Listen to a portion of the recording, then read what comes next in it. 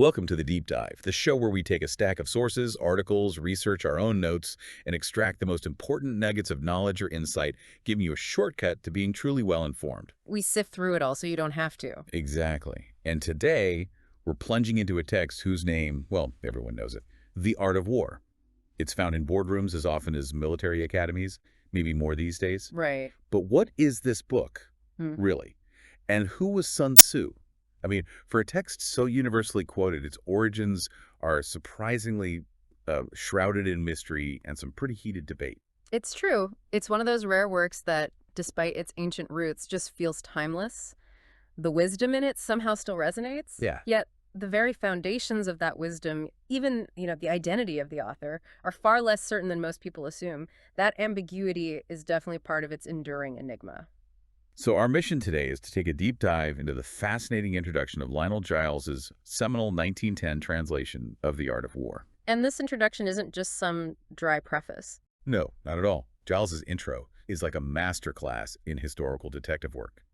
He challenges long-held beliefs about Sun Tzu and his famous treatise. He really does. So we'll unpack the controversies surrounding the author, trace the journey of his work to the West, and then explore some of the honestly surprisingly modern strategic principles Giles unearths right in the initial chapters. By the end of this, I think you'll find your understanding of ancient strategy and maybe even modern leadership reframed a bit. It certainly makes you think differently. Definitely. Okay, let's start with the journey to the West. Before Lionel Giles came along, the art of war was, frankly, virtually unknown in Europe, which is kind of hard to imagine now, isn't it? It really is, given its profile today. For centuries, this profound text was largely inaccessible to the Western world. So when did Europe first encounter it? Well, the first real introduction seems to be around 1782. It was through a French Jesuit father, Joseph Amiot. Okay. He was living in China, got hold of a copy, and translated it into French. But Giles's critique of Amiot's work is pretty scathing. What did he say? He states it contains a great deal that Sun Tzu did not write, and very little indeed of what he did. Ouch. So less of a translation, more like creative writing. Something like that. A very loose interpretation, let's say. Not really doing justice to a foundational text, Yeah, not exactly setting a high bar for accuracy. And then, okay, we get the first English translation in 1905 by a Captain E.F. Calthrop, published in Tokyo. Was that any better? Giles doesn't mince words there either. He calls it excessively bad. Excessively bad, wow. Yeah, he really pulls no punches. Giles meticulously points out downright blunders, frequent omissions, and hard passages willfully distorted or slurred over. So just ignoring the difficult bits. Pretty much, or twisting them. Giles even argued that such sloppiness would not be tolerated in any edition of a Latin or Greek classic, and a similar standard of honesty ought to be insisted upon in translations from Chinese. Fair point. It really sounds like those early attempts, while maybe well-intentioned, actually obscured Sun Tzu more than they revealed him, made things muddier. Given those messy translations, you can see why a true scholar was desperately needed. And that's where Lionel Giles steps in. What was it about him? What made him the right person for the job? Well, Giles wasn't driven by ego, it seems, but more by a clear academic and scholarly duty. He felt, in his words, Sun Tzu deserved a better fate than had befallen him. Right. And he was pretty confident, saying he knew he could hardly fail to improve on the work of my predecessors. Yeah. Which sounds a bit arrogant, maybe, but given the state of things, Maybe justified. perhaps. And he was exceptionally well equipped. He was a leading sinologue, a top scholar of Chinese language and culture, and he worked at the British Museum in the Department of Oriental Printed Books and Manuscripts. Okay, so he had the access and the skills. Exactly. His aim was ambitious, to produce a definitive edition, superior to anything else that existed and perhaps something that would become a standard translation. And honestly, he succeeded. For 50 years, his translation was the gold standard. That level of scholarly depth sounds incredible, Yeah. especially for 1910. But I wonder, for a modern listener, does that academic rigor make it more accessible?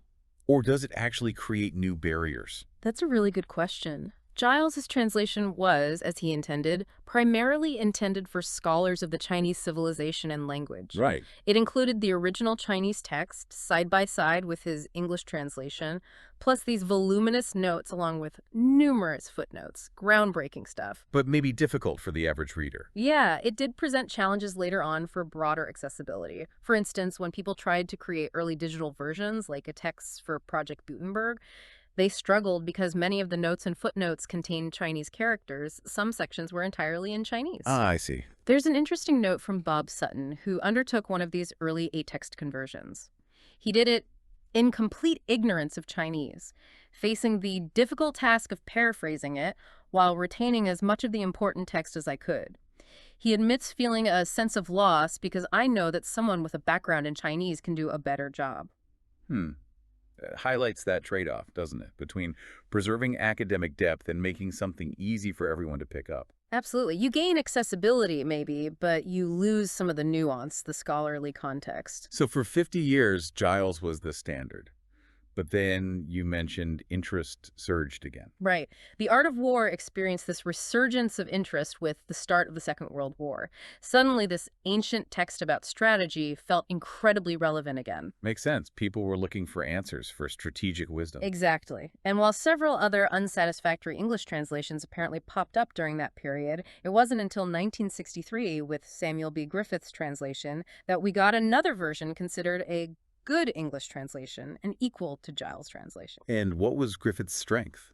His version was seen as more lucid, easier to read perhaps for a general audience. But I understand Griffith's version had a trade-off too, right? It didn't have all those detailed notes. Precisely. Griffith's translation, while lucid, lacks his copious notes that make his Giles so interesting. It really emphasizes the unique intellectual journey Giles' edition offers. It's not just about the translated words, but the incredibly rich context, the historical debates, the deep research Giles provides in those notes. So for you, the listener, Giles' dedication is kind of a powerful reminder, isn't it? Yeah. Truly understanding complex subjects often requires that dedicated deep dive, not just a quick glance. Definitely. And it underscores how vital good scholarship and context are, especially when you're engaging with ancient texts. Without that foundational work, meaning gets lost, misconceptions spread, and can last for centuries. It really makes you appreciate the effort behind making profound knowledge accessible and accurate. Okay, now this is where it gets really fascinating for me. We've talked about the text itself, the translation journey, but who was Sun Tzu? The general idea is he was a real historical figure, but even that gets debated.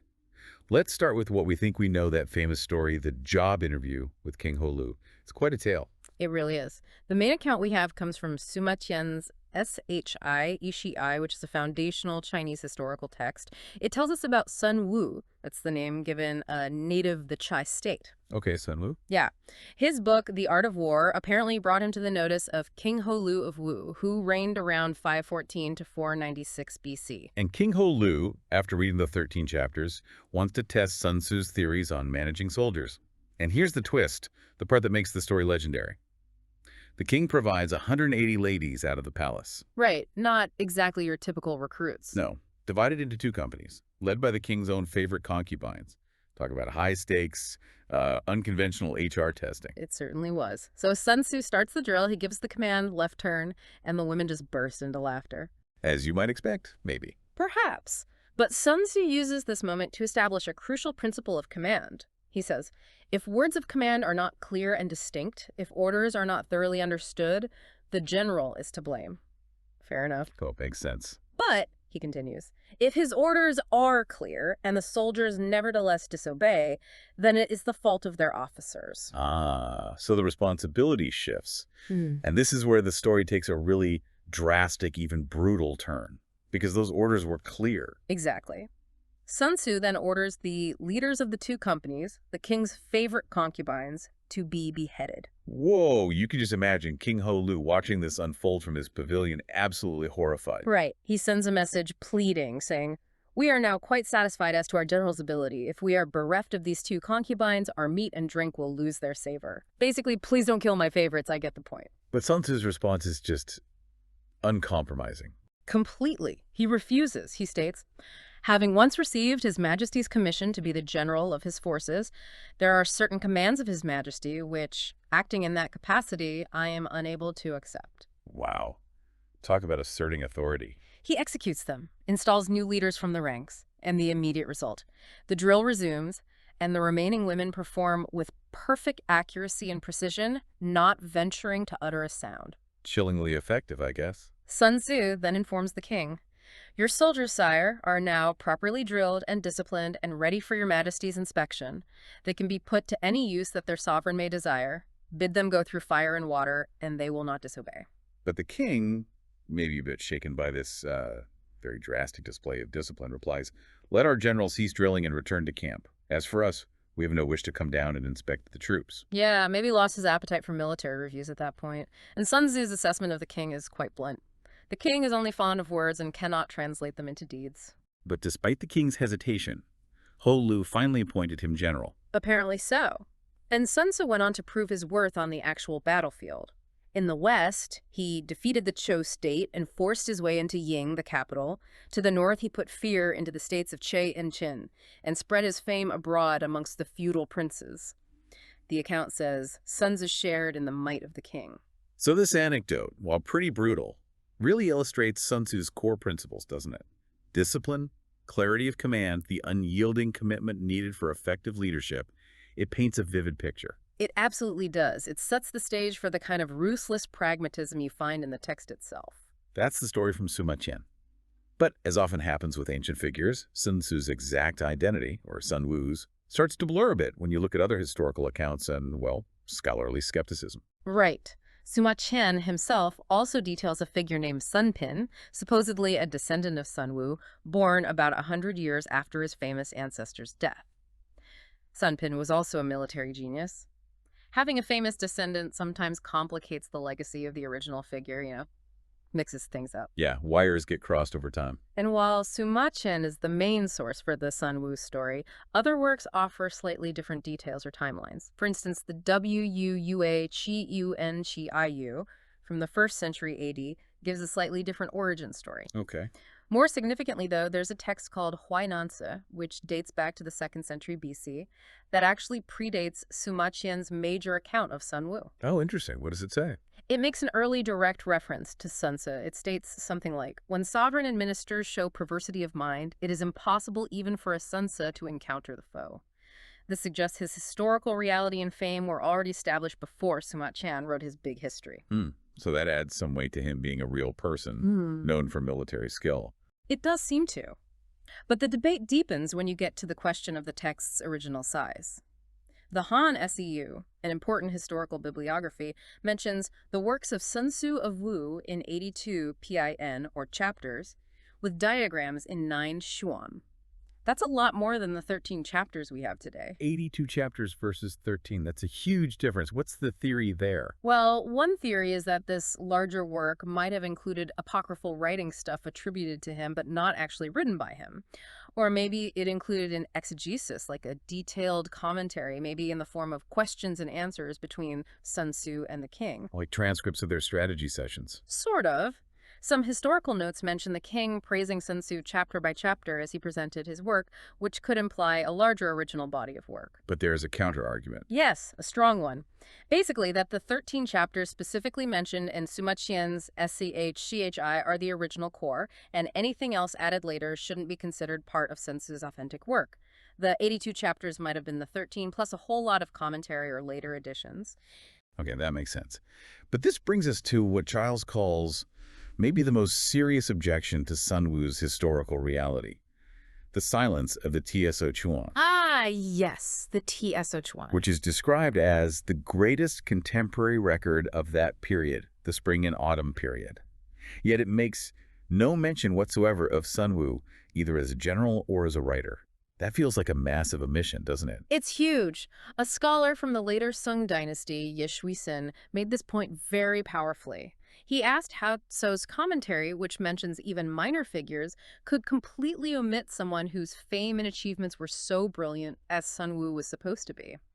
Is it credible, he asked, that Sun Wu alone should have been passed over? It's a good question. What was Ye Shuisin's conclusion? He suggested that Sun Tzu's work might actually belong to a later period, perhaps the Warring States period, and maybe it was produced by a private scholar rather than a famous serving general from Ho Lu's time. He even dismissed the story of the concubines as utterly preposterous and incredible. So basically calling the whole traditional story into question. A pretty damning assessment. It is. However, Giles, our translator, pushes back strongly. He defends the authenticity of the 13 chapters, arguing that the great age of forgeries did not come until long after Sun Tzu's supposed time. He felt it was particularly unlikely the text would be forged after 473 BC, when the Wu state, Sun Tzu's patron state, was basically a lost cause. Why forge a text attributed to a general from a defeated state? Good point. Giles also argued passionately against that literary recluse theory. He emphasized that Sun Tzu's maxims feel distilled from a large store of personal observation and experience. Not just armchair theorizing. Exactly. He felt they reflect the mind not only of a born strategist, but also of a practical soldier closely acquainted with the military conditions of his time.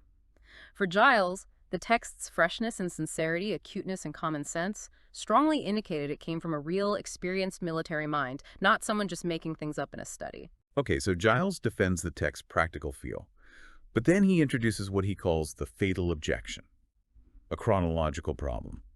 This involves the states of Wu and Ye. Yes, this is a crucial piece of Giles's own detective work. He identifies two passages in Sun Tzu where the author talks about the ongoing struggle between Wu and Ye. Right. For example, one passage says something like, even if Yue's soldiers outnumber Wu's, that won't guarantee them victory. Another famous passage talks about men from Wu and Ye, who are enemies, helping each other if caught in a storm on the same boat. Okay, so the text explicitly mentions the Wu-Yue conflict. What's the problem? The problem is the timeline. Sima Chen places Sun Wu as a general active as early as 512 BC. This implies the 13 chapters were written even earlier, maybe around then or before. Okay. However, at that specific time, and really until 506 BC, the main enemy of Wu wasn't Wu, it was the state of Chou. Chou was the great hereditary enemy of Wu. Yu was a secondary concern at best. And here's the kicker. Here's the kicker. Chou is not mentioned in the 13 chapters at all. Not once. Wow. So the text focuses on the enemy Yu. But the supposed author lived when the main enemy was Chu, who isn't mentioned.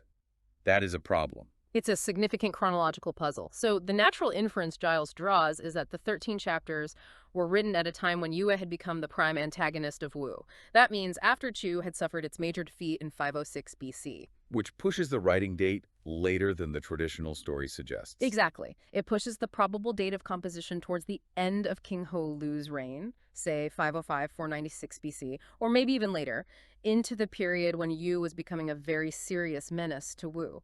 Giles even notes that the passage about Wu versus Yu hardly strikes me as one that could have been written in the full flesh of victory, suggesting a later time when Wu might have been struggling. So how does Giles reconstruct Sun Tzu's life based on this? It's conjecture, obviously. Right, it's educated guesswork based on the textual evidence.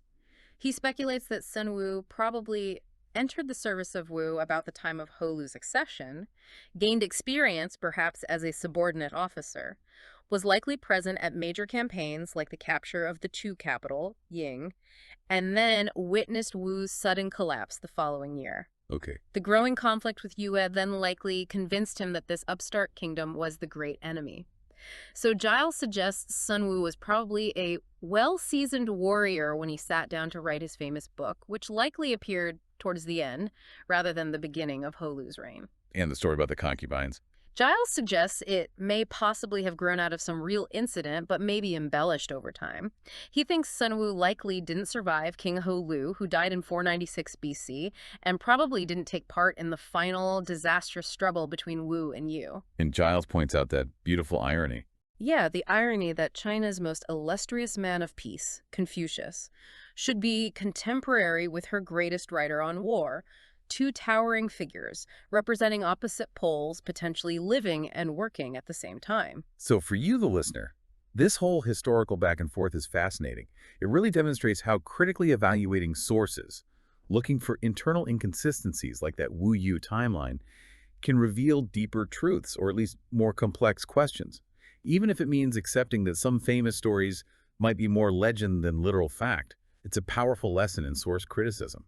And it shows why context, the historical backdrop, is absolutely crucial when you engage with ancient texts like this. Without it, you miss so much of the picture. Okay, so despite all this historical detective work, the questions about Sun Tzu's identity, the exact timeline, the 13 chapters themselves, they've clearly persisted.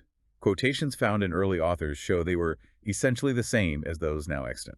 That consistency over centuries is remarkable. They were apparently widely circulated even back in Sima Qian's day. But you mentioned there was a period where they were treated as kind of secret knowledge. Yes, that's interesting. One scholar, Sun Yan, notes that during the Qin and Han dynasties, commanders used the art of war, but they treated it as a work of mysterious import and were unwilling to expound it. Like it was some secret weapon they didn't want to share or analyze too openly. Until Cao Cao came along. Right. It wasn't until Cao Cao, the famous general also known as Wei Wuti in the 2nd century AD, that the first to write a commentary emerged, trying to unpack its meaning. And despite all the different additions and potential copying errors over the centuries, scholars in the 19th century worked hard to create a standard text. Exactly. Sun Xingyan and Wu Zhenxi compiled what Giles considers the closest approximation we are ever likely to get to Sun Tzu's original work, restoring doubtful passages and aiming for authenticity. That dedication to preserving the original intent is vital for a text this important. What's truly remarkable, though, is the sheer number of commentators the art of war has attracted over the centuries. It really is exceptional. Sun Tzu can boast an exceptionally long, distinguished roll of commentators. A famous scholar, Wu Yongxu, had this ingenious explanation for why. He said, "The artifices of war, being inexhaustible, must therefore be susceptible of treatment in a great variety of ways." I like that. Basically, the topic is so complex and multifaceted, every generation can find new angles, new interpretations. Precisely. Each era, each scholar found new layers of meaning, proving its sort of universal applicability far beyond just ancient Chinese warfare. Let's talk about some of these commentators. Cao Cao, the first one, he wasn't just a scholar, he was a legendary general himself, right? Absolutely. One of the greatest military geniuses of his time, famous for his marvelous rapidity. There was even a saying, "Talk of Cao Cao, and Cao Cao will appear." Ah, nice. Yeah. What was his notes like? Apparently, they were models of austere brevity, so concise, so compressed that Giles says they were sometimes scarcely intelligible without needing their own commentary later on. Okay, so maybe not the most helpful for beginners. Perhaps not directly. Then you have someone like Tumu from the later Tang dynasty. He was actually a poet. A poet commenting on the art of war. Yeah. Apparently, despite having no practical experience of war, he was extremely fond of discussing the subject and was well read in the military history of China. So he brought a different perspective. A very different one. His notes were very copious and replete with historical parallels. He drew connections between Sun Tzu's principles and events throughout Chinese history. What was his take on the core message? He famously summarized Sun Tzu's gist as practice benevolence and justice, but on the other hand, make full use of artifice and measures of expediency. That balance between morality and pragmatic, even deceptive tactics. He believed all subsequent military history for 1,000 years just proved Sun Tzu right.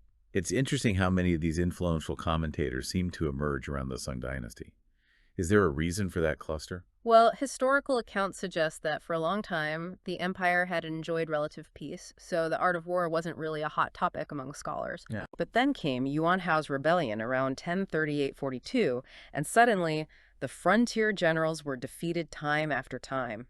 This crisis prompted the court to make strenuous inquiry for men skilled in war, and suddenly, military topics became the vogue amongst all the high officials. Oh, necessity is the mother of invention, or commentary in this case. Exactly. This urgent need for strategic wisdom sparked a new wave of commentary on Sun Tzu, showing how practical challenges can drive deeper engagement with these foundational texts. So for you, the listener, this long history of commentaries is really telling. It shows how a profound text like The Art of War isn't static. It can be continually reinterpreted, gaining new relevance across centuries, reflecting the unique needs and challenges of different eras, from ancient battlefields to, well, modern challenges. The enduring influence is undeniable. It held this potent fascination over China's greatest men. Famous generals like Han Sen and Liu Fei apparently studied his pages with enthusiasm. And it wasn't just Chinese figures. You mentioned even Western military leaders. Yes, even someone like Lord Roberts, a British field marshal, praised it much later, stating, Many of Sun Tzu's maxims are perfectly applicable to the present day, which is quite an endorsement across cultures and centuries. And it wasn't just military folks either. Literary figures got into it too. Right. Su Sun, who was the father of the famous poet Su Tongpo, actually drew inspiration from Sun Tzu for his own essays on military topics. He praised Sun Tzu's terse style, how he fully brought out meaning with few words, and the text's overall unity of plan. Some people made some really bold claims for it, didn't they? Oh, absolutely. Cheng Hao, writing in a work called Impartial Judgments in the Garden of Literature, made this audacious claim that Sun Tzu's 13 chapters are not only the staple and base of all military men's training, but also compel the most careful attention of scholars and men of letters. Okay, that's a big statement. He goes further. He asserts its sayings are terse yet elegant, simple yet profound, perspicuous and eminently practical, suggesting they even rival or perhaps surpass venerated classics like the Confucian Lunyu Analects or the ICA Book of Changes. Whoa. Comparing the core Confucian text, that is bold. But it also points directly to that philosophical clash we mentioned earlier, right? Pragmatism versus pacifism. Exactly. The great Neo-Confucian philosopher Chu, while admitting the book's practical value, clearly dislikes the audacious comparison with the venerated classical works. He warned that that kind of language encourages a ruler's bent towards unrelenting warfare and reckless militarism. Which is a valid concern, especially given the cultural context. It is. China, despite being described by Giles as the greatest peace-loving nation on earth, also has this incredibly long and brutal history of conflict. Its experience of war in all its phases has also been such as no modern state can parallel. You have the long military annals, the Great Wall, massive standing armies, the constant perpetual collisions of the ancient feudal states, conflicts with nomadic groups, dynastic overthrows, countless rebellions. Giles notes, the clash of arms has never ceased to resound. So history's steeped in war yet. Yet the dominant philosophical and literary sentiment from Lao Tzu downwards, and especially as reflected in the standard literature of Confucianism, has been consistently pacific and intensely opposed to militarism in any form. So finding scholars or writers actually defending warfare, offering apologies for war, is relatively uncommon. But some did? Some did, pragmatically. Sima Qian, the historian we keep mentioning, despite his admiration for Confucius, was clearly no advocate of peace at any price. What was his argument? He argued that military weapons are the means used by the sage to punish violence and cruelty, to give peace to troublous times. And he criticized scholars who can only bark out their stale formulas about virtue and civilization, condemning the use of military weapons. He believed they would surely bring our country to impotence and dishonor. His conclusion: military chastisement can never be allowed to fall into abeyance in the empire. Strong words. A necessary evil, perhaps. That seems to be the view. Hu Mu, the poet-commentator, echoed this, defining war essentially as punishment, which is one of the functions of government. He pointed out that even Confucius's own disciples included soldiers. He lamented the rigid distinction between the civil and the military in Chinese society that made the ruling class quite afraid of enlarging on military topics. And even Confucius himself isn't entirely straightforward on this, is he? No, there's some ambiguity. While he famously said, "I have never studied matters connected with armies and battalions," other sources quote him saying, "If I fight, I conquer." And historical accounts say he used armed force himself on occasion, against rebels or during diplomatic missions.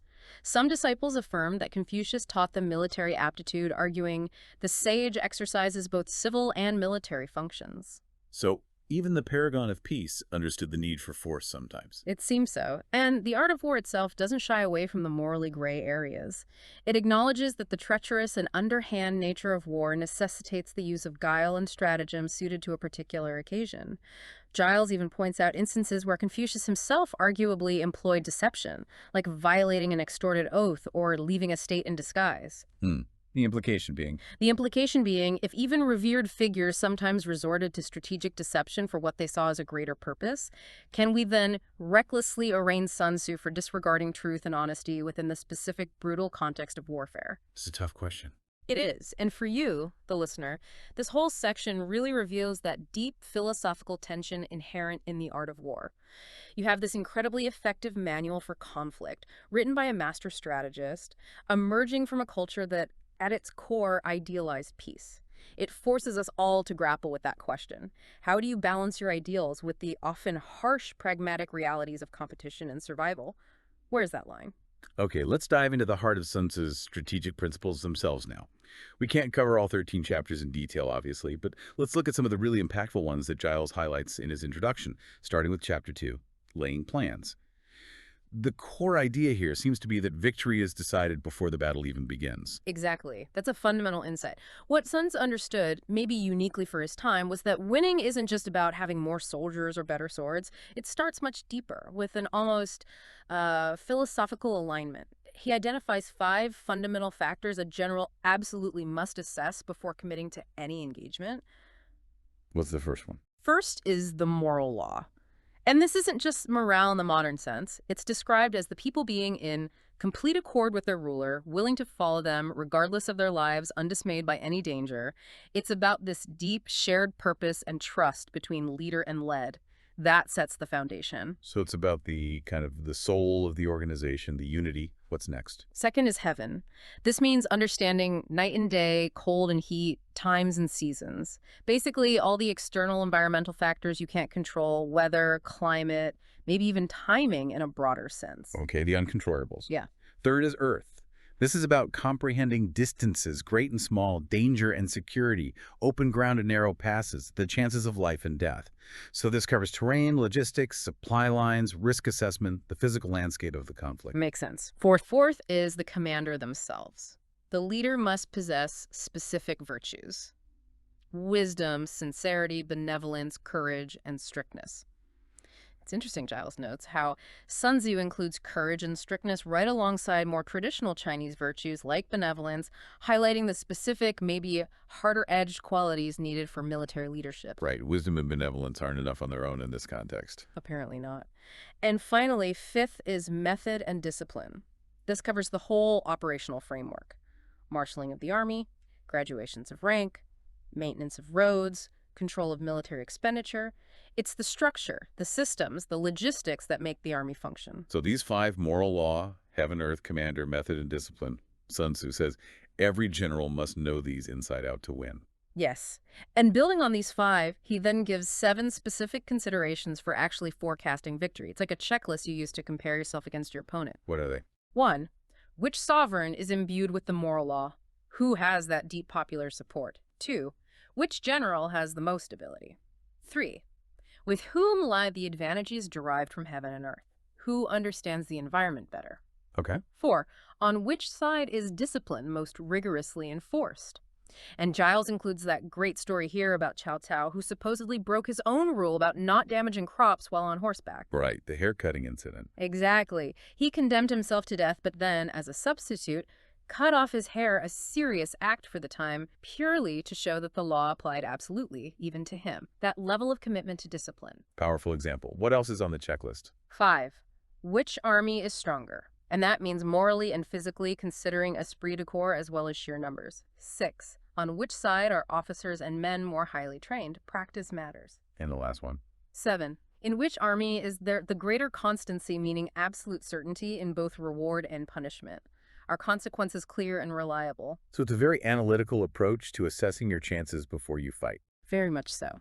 But beyond these factors, Sun Tzu emphasizes 2 other crucial elements: adaptability and deception. He states, according as circumstances are favorable, one should modify one's plans. He's a practical soldier, not rigid. You have to react.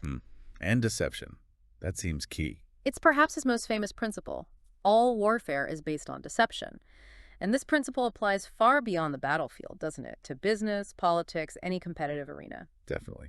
How does he suggest using deception? He gives very practical examples. When able to attack, we must seem unable. When using our forces, we must seem inactive. Basically, misdirection. When we are near, we must make the enemy believe we are far away. When far away, we must make him believe we are near. Standard stuff now, maybe, but revolutionary then. Quite possibly. Ah. He also says hold out baits to entice the enemy, feign disorder and crush him. And then there's a psychological warfare.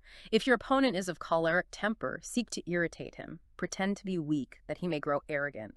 Pure mind games. Playing on their emotions. Exactly. Attack him where he is unprepared. Appear where you are not expected. And crucially, these military devices leading to victory must not be divulged beforehand. Keep your plans secret. For you, the listener, it's striking how relevant this feels. This isn't just about ancient battles. It's about competitive analysis, risk assessment, leadership qualities, and the strategic use of information and disinformation in almost any field today. It really is timeless advice for understanding any competitive landscape. Okay, let's jump forward a bit to Chapter 4, Attack by Stratagem. This is where Sun Tzu introduces what he considers the absolute peak, the acme of excellence in warfare. And it's maybe not what you'd expect. Right, it's winning without fighting. That's the highest goal. He says the best thing of all is to take the enemy's country whole and intact.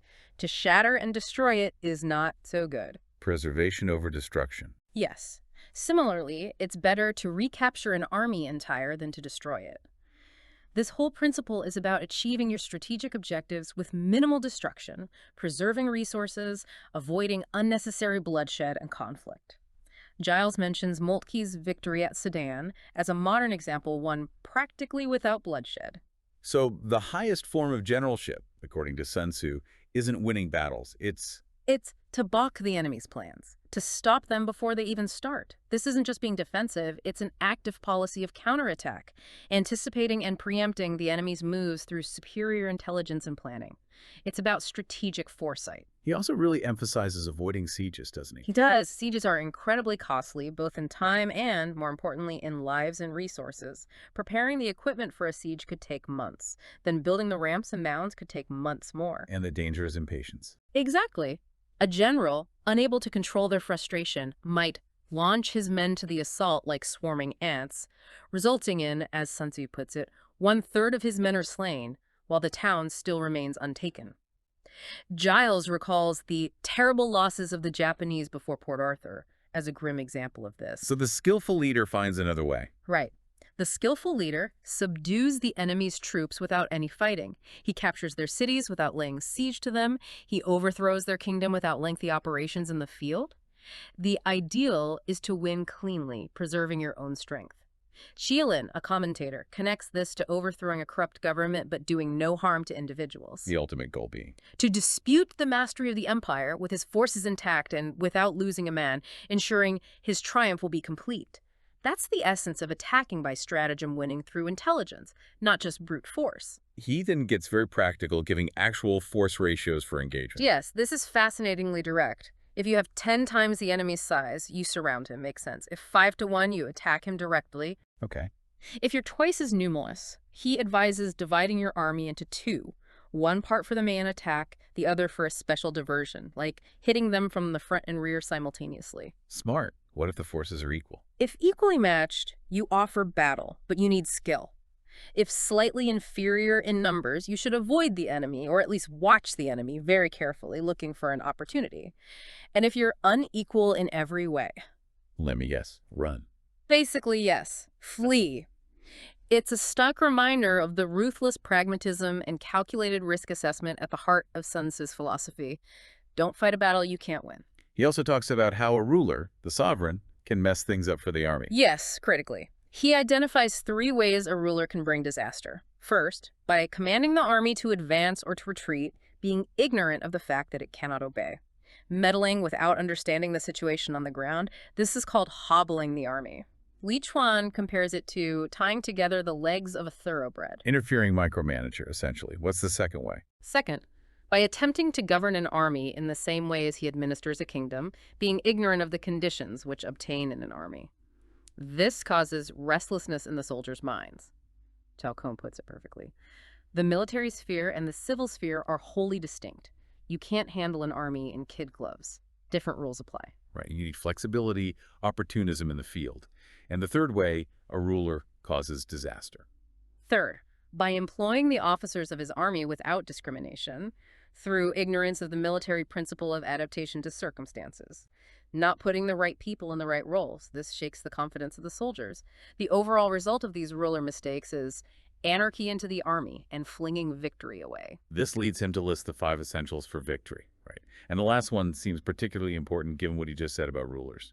It is. The 5 are knowing when to fight and when not to, knowing how to handle superior and inferior forces, having an army animated by the same spirit, being prepared and waiting for the enemy to be unprepared, and the crucial 5th one, He will win who has military capacity and is not interfered with by the sovereign. Let the generals do their job. Essentially, yes. To you, another commentator says, it is the sovereign's function to give broad instructions, but to decide on battle, it is the function of the general. Giles even cites Napoleon's success as partly due to a lack of interference from a central authority. And this all boils down to that famous golden rule. The golden rule of self and enemy knowledge. If you know the enemy and know yourself, you need not fear the result of 100 battles. If you know yourself but not the enemy, for every victory gained you will also suffer a defeat. If you know neither the enemy nor yourself, you will succumb in every battle. It's incredibly insightful. For you, the listener, this chapter is just pure strategic gold for any leader. It's about efficiency, psychological advantage, knowing your own strengths and weaknesses, understanding your competition, and critically, avoiding that kind of internal interference that just undermines your whole team's effort. It really shifts the focus from simple force to intelligent, informed strategy. It's applicable in so many contexts beyond war. Okay, and let's look at some of the more tactical lessons scattered throughout the text. Chapter 10, The Army on the March, really stands out. It feels like a masterclass in, well, reading the battlefield and understanding human nature through observation. It absolutely is. This chapter is just a treasure trove of what we'd now call tactical intelligence based purely on observation. Sun Tzu emphasizes that a clever commander is constantly observing, reading the signs. Like what kind of signs? For instance, he says, when the enemy is close at hand and remains quiet, he is relying on the natural strength of his position. They feel secure, but when he keeps aloof and tries to provoke a battle, he is anxious for the other side to advance. They want you to come to them. Interesting. What if their camp looks easy to get to? Then he is tendering a bait. It's likely a trap. These are all subtle clues about the enemy's intentions and state of mind. It really is like an ancient military psychology manual. What about visual cues in the environment? He's full of those. Movement amongst the trees of a forest shows that the enemy is advancing. Obvious, maybe, but crucial to note. The rising of birds in their flight is the sign of an ambuscade. Something disturbed them. Startled beasts indicate that a sudden attack is coming. Wow. Even the dust tells a story. Apparently so. Dust rising in a high column, that means chariots advancing. If the dust is low but spread over a wide area, that's infantry. If the dust is branching out in different directions, they're collecting firewood. Even a few clouds of dust moving to and fro means they're setting up camp. Incredible detail. That is incredible. And you can even read their physical state. He suggests so. Soldiers stand leaning on their spears. They're faint from want of food. Or, if those who are sent to draw water begin by drinking themselves, the army is suffering from thirst. These are signs of distress, weakness you might exploit. And you can read signs within their camp too, internal cues. Yes, absolutely. If birds gather on any spot in their camp, it is unoccupied. Clamor by night betokens nervousness. If there's a disturbance in the camp, the general's authority is weak. If the banners and flags are shifted about, sedition is afoot. If the officers are angry, it means that the men are weary.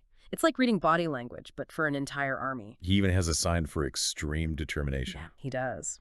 When an army feeds its horses with grain and kills its cattle for food, and when the men do not hang their cooking pots over the campfires, you may know that they are determined to fight to the death. They've burned their bridges, metaphorically. No retreat. Chilling. He also stresses the importance of discipline and leadership again here, doesn't he? The human element. Critically, he warns, if soldiers are punished before they have grown attached to you, they will not prove submissive. You need to build rapport first. But conversely, if when the soldiers have become attached to you, punishments are not enforced, they will still be useless. You can't be too soft either. So it's that balance again. It's always about balance. Therefore, soldiers must be treated in the first instance with humanity, but kept under control by means of iron discipline. This is a certain road to victory. You need both care and control. For you, the listener, this chapter is just a masterclass in reading cues, human cues, environmental cues. It's about being present, observant, hyper-aware, and responsive in these dynamic, high-pressure situations. And that skill is incredibly relevant far beyond any battlefield, right? In business negotiations, team management, anywhere you need to understand a situation quickly. Absolutely. It's about heightened situational awareness. This feels like a good lead-in to Chapter 12, The 9 Situations. This chapter seems to be all about mastering the strategic landscape by really understanding specific types of terrain and knowing the right tactical variations for each one. It really emphasizes that need for flexible responses we talked about. Yes, this chapter provides a really detailed breakdown of 9 distinct situations or types of ground, and crucially, the different tactics each demands. Some overlap with earlier mentions, but this is more comprehensive. Give us some examples. Okay, so on dispersive ground, that's ground near home where soldiers might be tempted to scatter back to their families, Sun Tzu says, fight not. Instead, focus on inspiring them with unity of purpose. Keep them together mentally. Makes sense. What about trickier ground? On hemmed-in ground where escape routes are limited, the tactic is stark. Block any way of retreat. Block your own retreat. Yes. The idea is to make your soldiers fight with desperation, remove the option of flight, and they'll fight harder. One commentator mentions a general, CHUAN, whose surrounded army deliberately blocked its own escape path to force a desperate, ultimately victorious fight. It's psychological warfare on your own troops, in a way. Wow, that's hardcore. He also talks again about the general needing to be unpredictable, right? Even to his own men. Yes, very much so. He must be able to mystify his officers and men by false reports and appearances, and thus keep them in total ignorance. Cao Kung explains this. The troops must not be allowed to share your schemes in the beginning. They may only rejoice with you over their happy outcome. Control the information flow completely. So combine that unpredictability with fostering desperation when needed.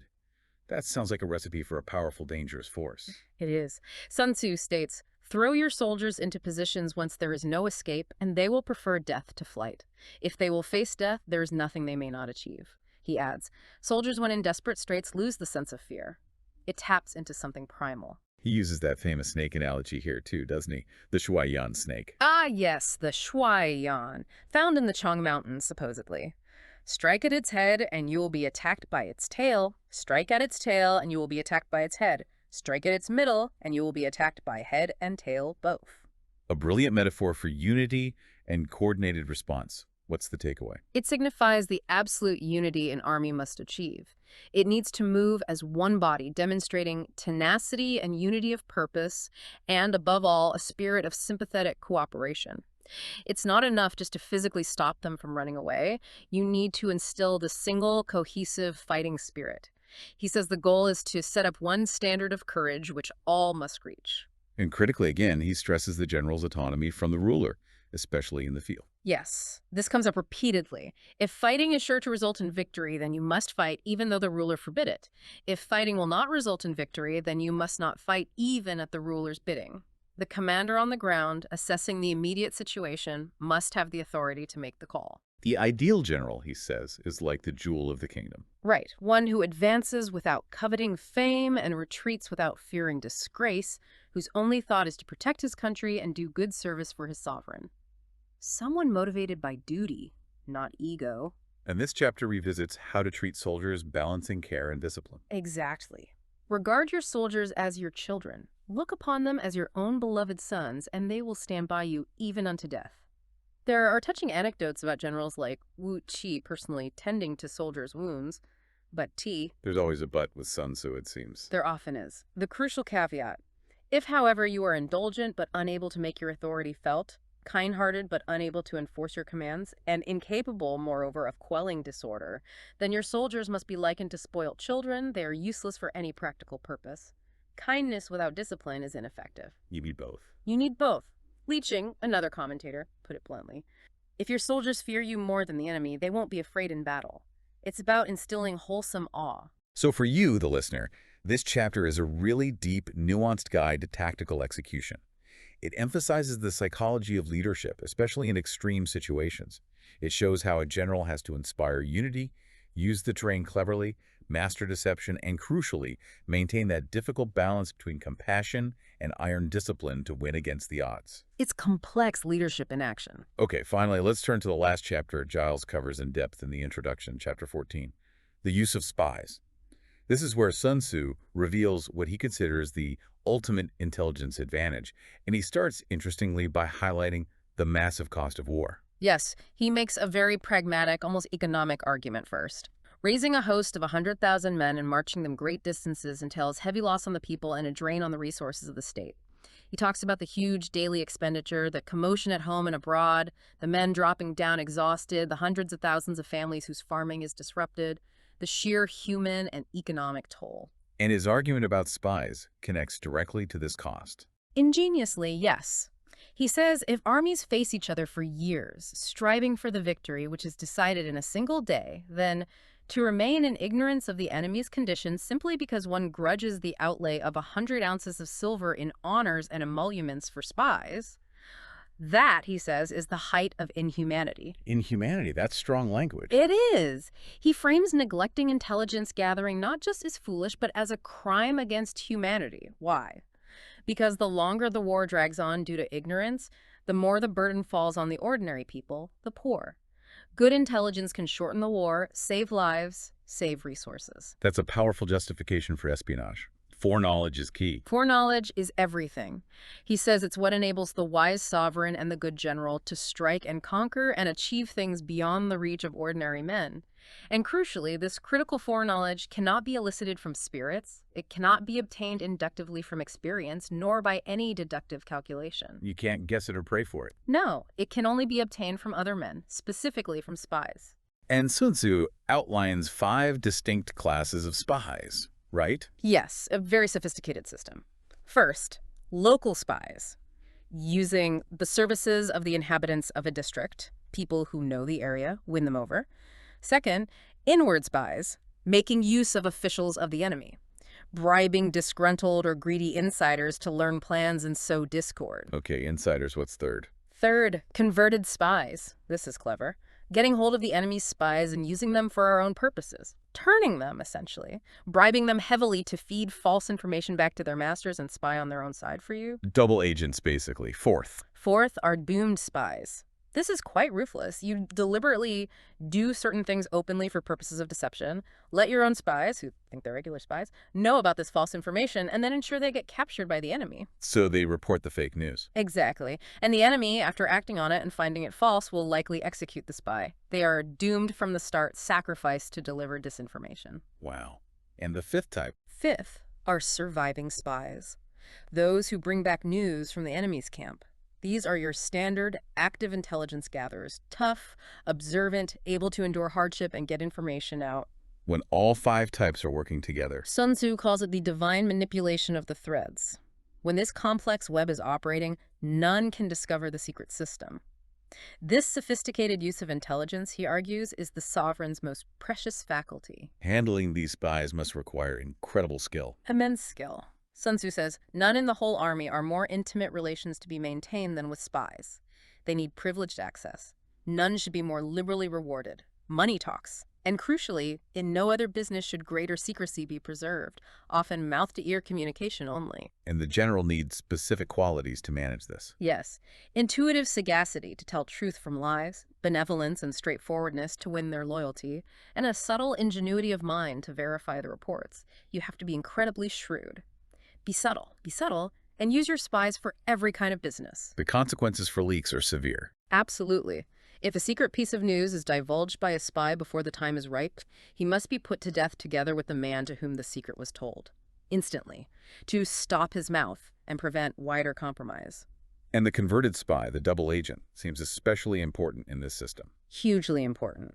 Sun Tzu points out, it is through the information brought by the converted spy that we are able to acquire and employ local and inward spies. Their information helps you turn other enemy agents. It is owing to his information that we can cause the doomed spy to carry false tidings. And it is by his information that the surviving spy can be used on appointed occasions. So they're central to the whole network. They really are. Which is why Sun Tzu concludes, it is essential that the converted spy be treated with the utmost liberality. Pay them well, treat them well because they are invaluable. He even holds up figures from ancient Chinese history as examples. Yes, implicitly. He mentions figures credited with helping overthrow previous dynasties, suggesting they were effectively master converted spies, though later commentators sometimes objected to labeling these legendary figures as common spies. So the true value of spies, according to Sun Tzu. It's paramount. Hence, it is only the enlightened ruler and the wise general who will use the highest intelligence of the army for purposes of spying, and thereby they achieve great results. Spies are a most important element, he says, because on them depends an army's ability to move. One commentator, Lin, puts it beautifully. An army without spies is like a man without ears or eyes. But there's a final warning, isn't there? A typical Sun Tzu caution. Always a caution. Just as water, which carries a boat from bank to bank, may also be the means of sinking it, so reliance on spies while production of great results is oftentimes the cause of utter destruction. Intelligence is powerful, but misinformation or betrayal can be fatal. So for you, the listener, this is really Sun Tzu's ultimate lesson in competitive intelligence, applicable way beyond ancient warfare.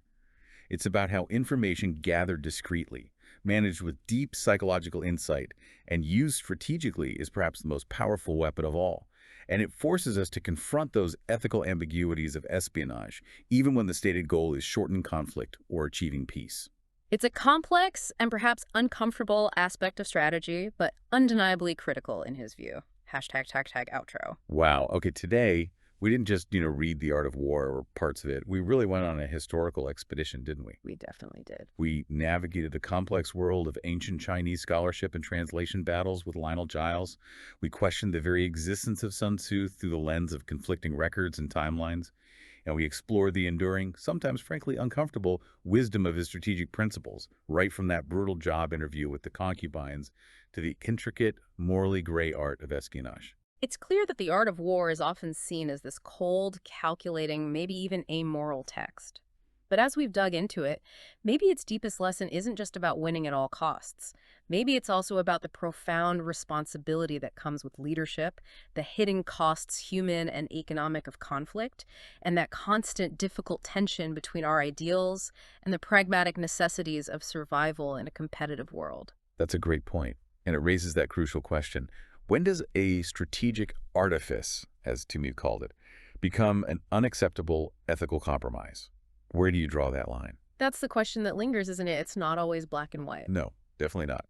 The complexities we've uncovered today, just scratching the surface of Giles's introduction and the early chapters, really hint at the vast depths within the full text. For you listening, consider how these ancient principles, foresight, adaptability, deception, knowing yourself, knowing your opponent, understanding human nature, how might they apply to your own strategic challenges? Whether that's in your career, your business, maybe even personal growth. What insights will you discover when you conduct your own deep dive into this enduring, enigmatic text? Something to think about. That's all for this episode of The Deep Dive.